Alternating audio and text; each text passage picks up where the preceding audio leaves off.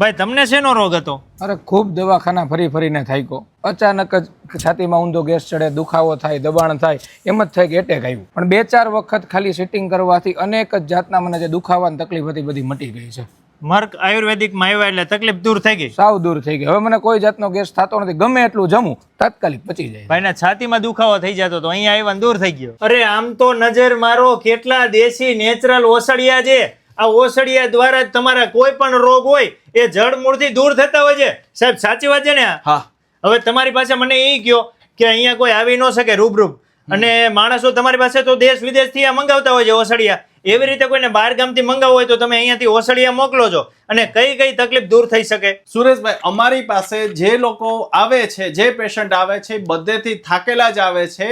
અને માનો કે કોઈ પેશન્ટ એવું છે કે 1-2 પ્રશ્ન છે અને એ લોકોને ઘરે બેઠા કુરિયર જોઈએ છે, તો એ અમે કરી દઈએ છીએ. એમાં અમે હરસ, મસ્સા, ચામડીના પ્રશ્ન, વાળના પ્રશ્ન, પછી હાડકાના પ્રશ્ન, એમાં અમે કુરિયર કરી આપીએ છીએ. સાહેબ તમે આ બધા રોગનું કુરિયર કરો છો દવાનું, તો આ દવા કેવી છે? આ બધી છે શું? આ તમામ નેચરલ ઓસડિયા છે.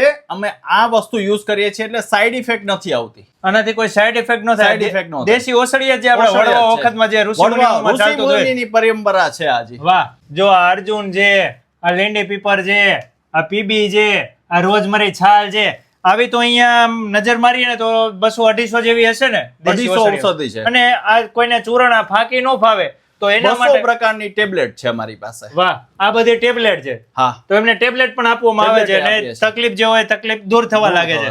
તો તમારા ફેમિલી મિત્રોમાં કોઈ પણ વ્યક્તિને પગના તળિયાથી માથાના વાળ સુધીના કોઈ પણ રોગ હોય, જો તમારે પણ એ રોગને દૂર કરવો હોય તો સાહેબનું નામ, નંબર, એડ્રેસ બધું વિડીયોમાં આપેલું છે. અને જો તમે બહાર ગામ રહેતા હોય તો ડિસ્પ્લે ઉપર નંબર આપેલો ફોન કરો, તમને કુરિયર દ્વારા એ મોકલી આપે છે. ગુજરાત ભરના માણસો આવતા હોય છે. મહારાષ્ટ્ર, પૂના, બેંગ્લોર, નાસિક, અરે લંડન, આફ્રિકા ને યુકે વાળા જે દીવમાં ને એ રહે છે, એ લોકો પણ અહીંયા આવતા હોય છે દવા લેવા માટે.